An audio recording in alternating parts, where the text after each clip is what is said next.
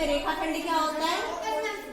एक टुकड़ा, जैसे लकड़ी का टुकड़ा होता है, हमें पता है बस इतना ही है। जैसे कि मेरी ये उंगली है, इतना बड़ा टुकड़ा, हमें पता है इतना ही बड़ा, इससे बड़ा तो हो नहीं सकता, तो इसका नाम ए और इसका नाम बी रख दिया। तो एक रेखा का टुकड़ा, इससे आगे नहीं बढ़ा सकते हम, इसे बोलते हैं रेखाखंड। किरण, किरण जिसमें एक अंत बिंदु होता है, मतलब इसको आगे नहीं बढ़ा सकते, ये यही खत्म है, और तीर का निशान मतलब कितना भी आगे बढ़ा दो, इसे बोलते हैं किरण। तीर का निशान होता है किरण में, एक तीर का निशान होता है, मतलब एक बिंदु है जहां से शुरू हो रहा है और आगे का नहीं पता हमें। इसके बाद एक रेखा, रेखा वह होती है जिसे हम कितना भी बढ़ा सकते हैं, दोनों तरफ तीर का निशान है, ये दोनों तरफ तीर का निशान बताता है कि ये रेखा है, इसका कोई अंत बिंदु नहीं है, हम इधर भी कितना भी बढ़ा सकते हैं, उधर भी कितना भी बढ़ा सकते हैं, ठीक है। अंत बिंदु नहीं होता, अंत का मतलब खत्म नहीं है, ये रेखा कितनी भी बढ़ सकती है। किरण का मतलब होता है एक अंत बिंदु होता है, इधर कितना भी बढ़ सकते हैं। रेखाखंड मतलब एक छोटा टुकड़ा, इसे हम बढ़ा नहीं सकते और भी फिक्स है। इसके बाद कोण, कोण क्या होता है?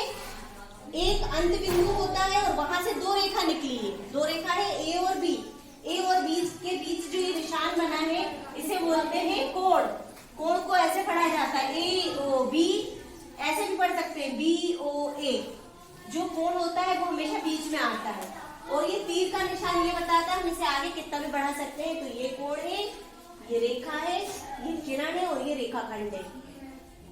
डिग्री के लिए हमें पता है कि समकोण ऐसा होता है, इसे बोलते हैं समकोण, यानी कि 90 डिग्री। हमने बोला दो कोणों का योग 90 डिग्री होता है, इसका मतलब एक सीधी लाइन यहाँ खींच देंगे तो एक कोण 45 है, तो दूसरा हमें कैसे पता चलेगा? तो हम 90 से घटा देंगे 45, तो ऊपर वाला कितना आएगा? 45। 90 से 45 घटाएंगे तो 45 आएगा। तो ये जो दूसरा कोण है ना, ये होगा 45। अगर हमें एक कोण दिया है और बोलेंगे ये पूरक कोण है, दूसरा कोण बताइए, तो 90 से घटा देंगे, तो दो कोणों का योग होता है 90 डिग्री। अगर यहाँ 20 दिया होता तो ये कितना होता? 70। अगर यहाँ 30 होता तो ये कितना होता? 60। 60 और 30 90। अगर एक 50 होता तो दूसरा कितना होता? 40। मतलब दो कोणों का योग होता है 90। कितना? 90। अगर हमें एक कोण दे दिया 10 डिग्री तो दूसरा कितना होगा? 80। अगर एक हमें 70 दे दिया तो दूसरा 20। ठीक है, समझ गए? ये है पूरक कोण। क्या कहते हैं? पूरक कोण। अभी देखिए, जब मैं समझाऊंगी तो कोई नहीं लिखेगा, सब समझेंगे। जब आपको एक बार में समझ में आ जाएगी तो आप सारे सवाल कर लेंगे। समझना जरूरी है। सारे बच्चे कॉपी पेन छोड़ दो, बोर्ड पे देखो। समपूरक कोण, समपूरक कोण का मतलब होता है दो कोणों का योग 180 डिग्री। कितना? 180 डिग्री। देखो यहाँ से ये 90 होता है, यही लाइन हम आगे बढ़ा दे तो ये 90 और ये 90, तो कितना हो गया? 180। कितना हो गया? 180। कोई भी एक रेखिक कोण जो होता है ये होता है रेखिक कोण 180। इसे रेखिक कोण भी बोलते हैं। क्या बोलते हैं? रेखिक कोण। तो दो कोणों का योग 180। अगर ये 120 है तो दूसरा कितना होगा? अरे भाई 120 है तो दूसरा दोनों को जोड़ के 180 आना चाहिए, तो 60। 20 और 60 कितना होंगे? 120 और 60 180। अगर एक कोण 20 डिग्री का है तो दूसरा कितना होगा? समपूरक कोण हमें अगर निकालना है, एक कोण 20 डिग्री दिया है तो दूसरा कितना होगा? 180 से 20 घटा देंगे 160। कितना होगा? 160। और 120 डिग्री दिया है तो दूसरा कितना होगा? 180। दो कोणों का योग 180 है, कुछ भी नहीं बोलना है। दो, दूसरा कितना होगा? 180 से 120 घटा दो, कितना आएगा? 60 डिग्री।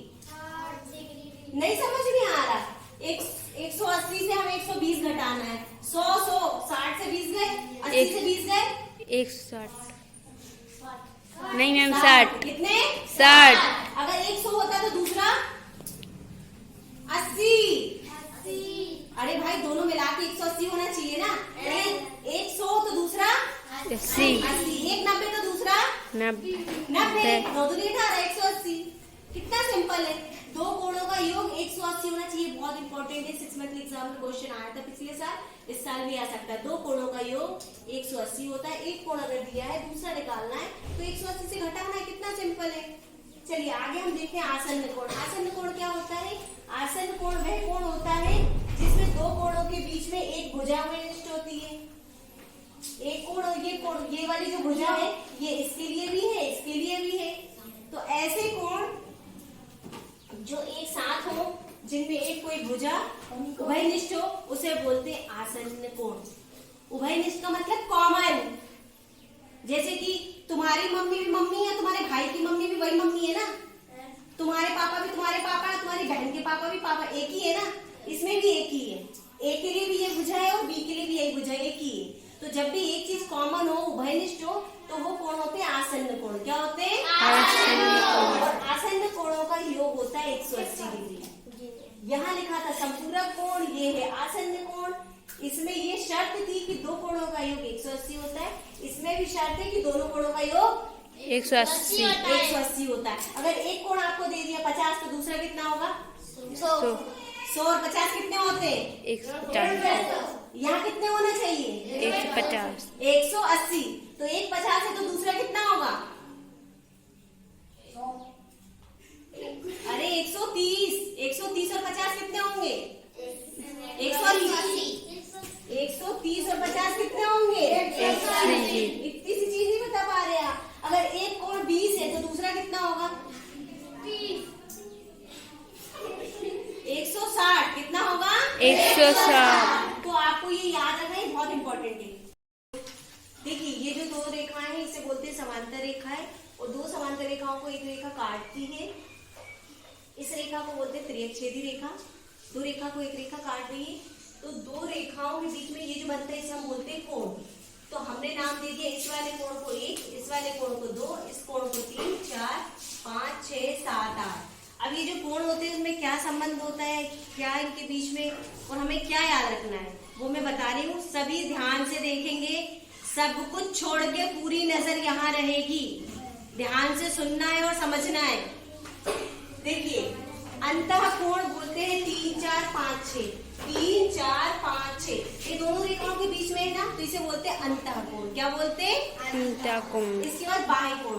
अब ये वाला जो अंतः कोण था, तो जो बाहर बचा वो बाह्य कोण। 1, 2, 7, 8, 1, 2, 7, 8, ठीक है। इसके बाद इसे बोलते हैं संगत कोण। संगत कोण ये क्या है? संगत कोण। ये कोण होते हैं 1, 5, 1, 5, 2, 6, 2, 6, 1, 5 और 2, 6। मतलब ये ऊपर बना है, ये भी ऊपर बना है, ये ऊपर बना है, ये भी बना है, तो इसे बोलते हैं संगत कोण। इसके बाद हम देखेंगे एकांतर कोण।